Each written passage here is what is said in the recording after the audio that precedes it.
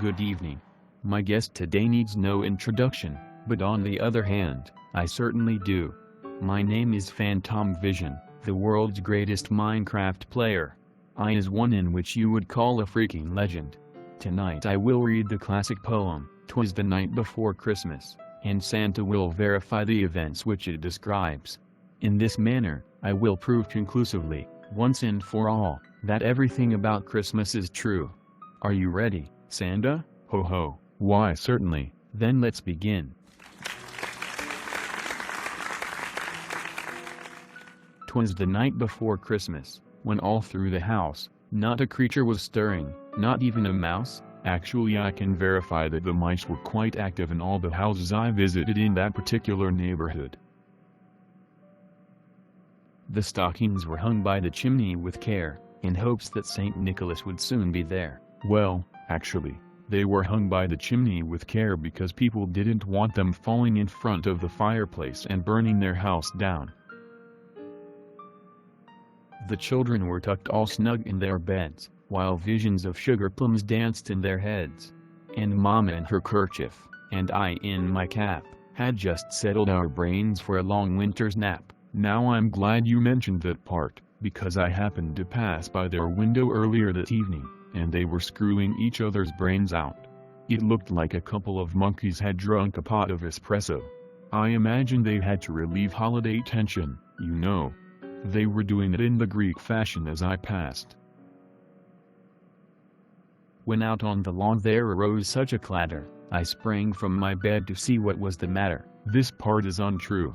I'd wake up the whole world if I made a huge clatter every time I landed. I imagine he rose from the bed to wash his genitals with a hand towel after Greek lovemaking.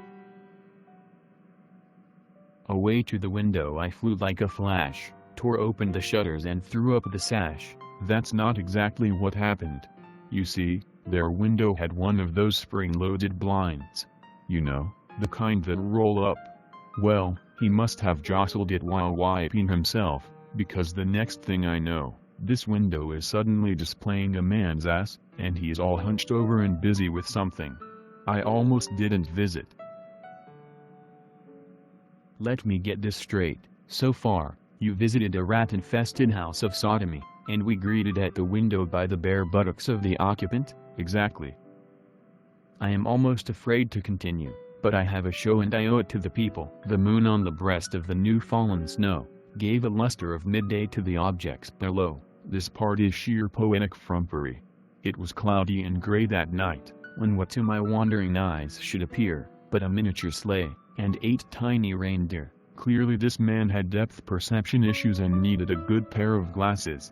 I and my sleigh and my reindeer were normal-sized, with a little driver, so lively and quick, that I knew in a moment it must be Saint Nick. He actually thought I was a burglar at first. He threw a bar of soap at me and told me to go screw myself.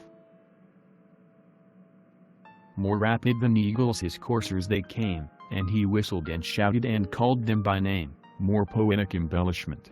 I can't spend my nights hooting and hollering over people's rooftops like some startled screech owl. I'm actually very quiet. Now Dasher, now Dancer. Stop saying their names. It's actually a curse, like if you say Candyman in front of a mirror 5 times.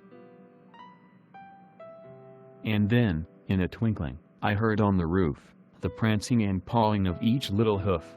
They might as well say I had a chainsaw and I cut off their chimneys and started throwing the bricks around. It's nonsense to assert that some half-drunken slob in the middle of the night is going to hear each individual hoof step of my very silent reindeer. I can't even do that myself.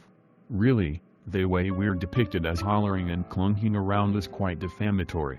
Makes me seem unprofessional, like some redneck juiced up on moonshine. He was dressed all in fur, from head to foot, and his clothes were all tarnished with ashes and soot. Great, now they make me seem like some sort of magical hobo. Do you realize that if I retained the filth from each chimney I used, I would quickly become nothing but a hideous, lumbering, blackened ash monster depositing random smoky detritus with each step?